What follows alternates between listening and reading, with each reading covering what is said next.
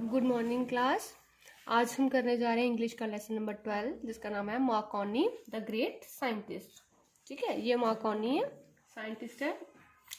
One of the most remarkable thing invented is wireless telegraphy by means of which messages can be send to all parts of the world without the aid of wires.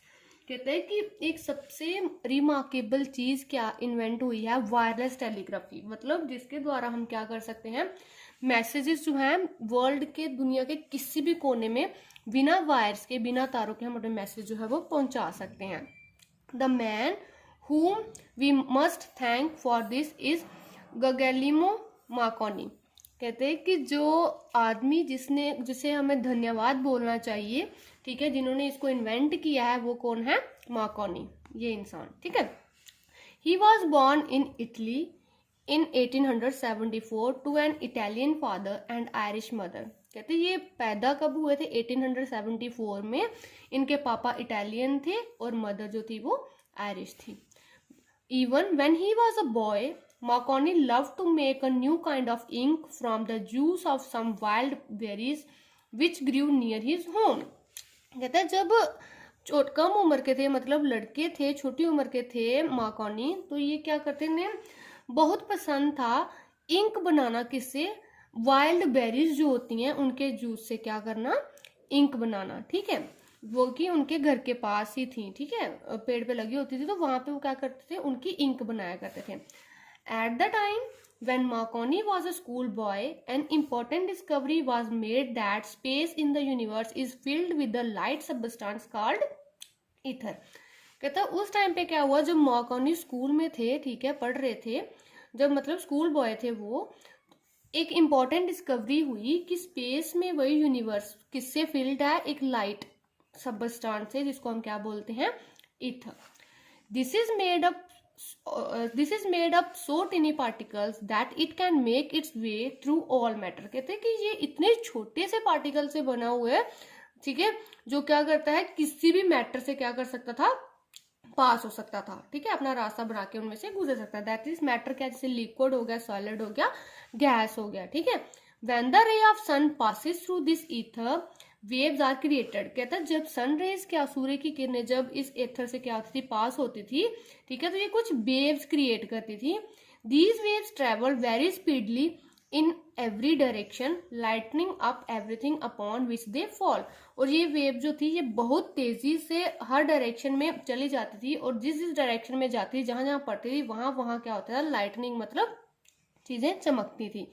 Ether is not the same as air. कहता है ether जो है ये हवा की तरह same नहीं है। If the air vibrates we hear sound. कहता अगर हवा जो है वो वाइब्रेट करती है तो हमें क्या सुनाई देता है, आवाज सुनाई देती है। Whistle the motion of waves in ether produces light. और वैसे ही कहता है कि जब वेव्स में क्या होता है, ईथर में जब वेव्स मोशन में आती हैं, मोशन करती हैं, तो क्या प्रोड्यूस होती है, लाइट प्रोड्यूस होती है। Different colors such as red, blue and violet are produced when the ether waves vibrate at different speeds। कहता है जब ईथर की रेज जो हैं वो वाइब्रेट करती हैं अलग अलग स्पीड्स पे, तो डिफरेंट डिफरेंट कलर जो हैं वो निकलते हैं, वो शो होते हैं, प्रोड्यूस होते हैं, जैसे कि रेड कलर हो गया, ब्लू कलर हो गया और वायलेट कलर हो गया।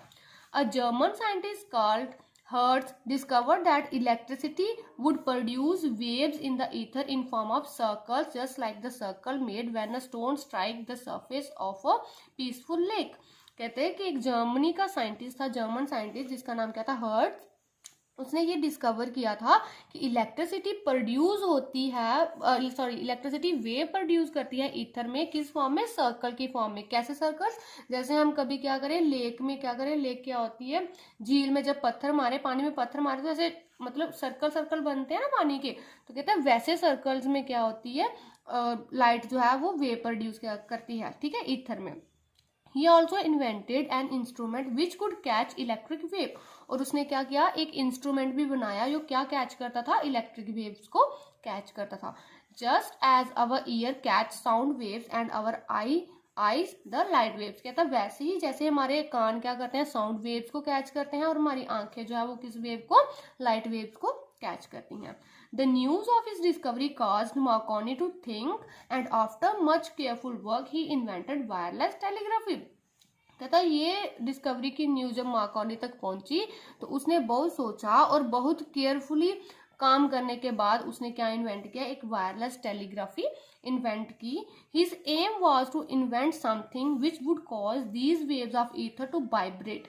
अब उसका मकसद क्या था कि वो ऐसी चीज इन्वेंट करना चाहता था जो इन ईथर्स की वेव को क्या करे, वाइब्रेट कराए, and which could be controlled in such a way that long waves और short wave could be sent out just as wished. और क्यों वो ये चाहता था कि ताकि क्या हो कि इस तरीके से वाइब्रेट करें कि चाहे वो लॉन्ग वेव्स हो चाहे वो शॉर्ट वेव्स हो, ठीक है, हम उनको अपनी मर्जी से क्या कर सकें, सेंड कर सकें।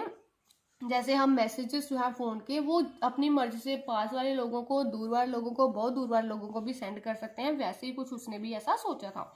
He also desired to invent an instrument which would receive these waves। और उसने क्या, उसकी ये भी आशा थी कि भाई एक ऐसा इंस्ट्रूमेंट इन्वेंट करूं जो इन वेव्स को क्या कर सके, रिसीव कर सके। Hertzian waves so called after Hertz. अब हैजार्डियन वेव्स कौन सी थी, जो हर्ट्स के, मतलब जब हर्ट्स ने इन्वेंट किया था उसके बाद जो वेव्स इन्वेंट की गई उनका नाम था Hertzian waves. Travel as rapidly as light. और इतनी स्पीड से वो ट्रेवल करती है जैसे कि लाइट की स्पीड। आपको पता होगा कि सबसे ज्यादा स्पीड वर्ल्ड में, पूरे यूनिवर्स में किसकी है, लाइट की स्पीड सबसे ज्यादा है, ठीक है। तो वो वेव जो थी वो लाइट की स्पीड की तरह ही इतनी रैपिडली चलती थी। And can go round the earth 8 times in a second. और अर्थ के अराउंड कितने, 8 सेकेंड में ही, 8 टाइम्स, 1 सेकेंड में 8 टाइम्स जो था वो रिवॉल्व कर सकती थी, किसके अराउंड, अर्थ के around. Marconi made many experiments and in time he was able to send out and receive signals in the Morse code without wires for a short distance।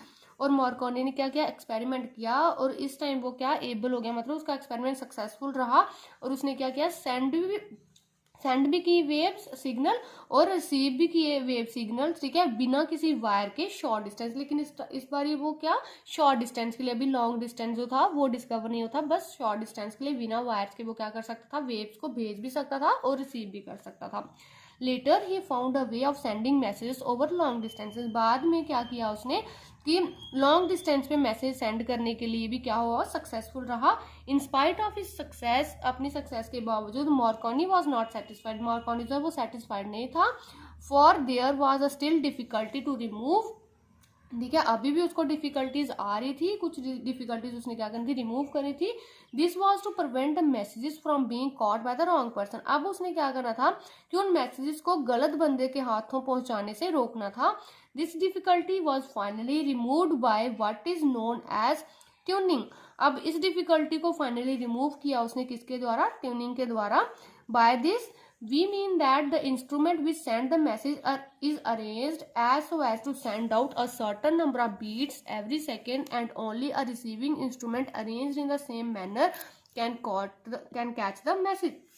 कहते हैं कि उसने फिर क्या किया, ट्यूनिंग से क्या मतलब है कि उसने जो मैसेजेस वो इंस्ट्रूमेंट मतलब ऐसा जिससे क्या मैसेज जो वो अरेंज होते थे, ठीक है, और वो मतलब certain number of beats every second, और हर सेकंड के पास ओनली वो सिर्फ रिसीविंग इंस्ट्रूमेंट जो था, ठीक है, जो रिसीव कर रहा था इंसान, उसी के पास पहुंचे थे एक ऐसे मैनर से, मतलब कि जो मैसेज था वो सिर्फ रिसीवर ही उस मैसेज को रिसीव कर सकता था और कोई रिसीव नहीं कर सकता था।